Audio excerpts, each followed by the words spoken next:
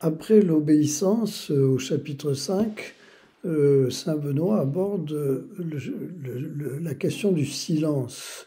ou plus exactement le fait de se taire, c'est-à-dire en quelque sorte la question de la manière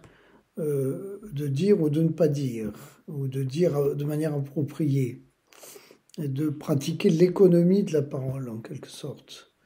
Et c'est assez heureux de proposer ça après la question de l'obéissance, car au fond, pour pouvoir être le plus efficace possible, il est important de plonger dans un silence de fond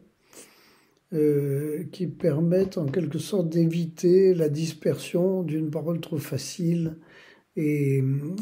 trop vaine. Et on a vu au chapitre 5 combien la question du murmure, qui est une dispersion de la parole de manière un peu trop immédiate, sans filtre, peut provoquer une situation qui ne soit pas très créatrice. Alors que la pratique d'un silence, c'est-à-dire d'une économie de la parole, encore une fois, permet de vivre une adhésion à une volonté intérieure très profonde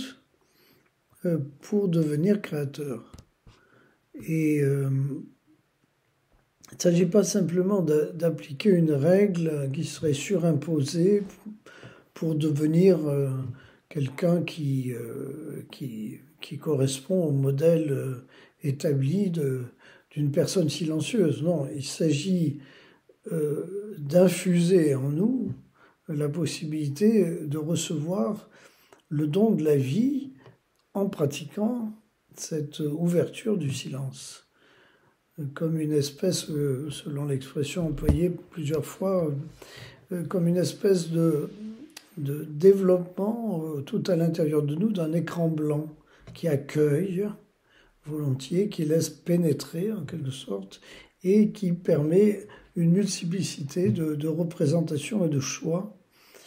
pour agir bien. Alors bien entendu,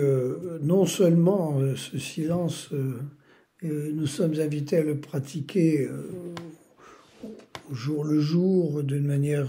intelligente, mais en certaines circonstances où la langue se délie plus facilement, que ce soit dans des circonstances récréatives ou dans des circonstances légères, eh bien, il s'agit de ne pas perdre cette qualité-là et de ne pas se laisser aller à des paroles qui ne sont pas nécessaires et qui sont de grasses plaisanteries.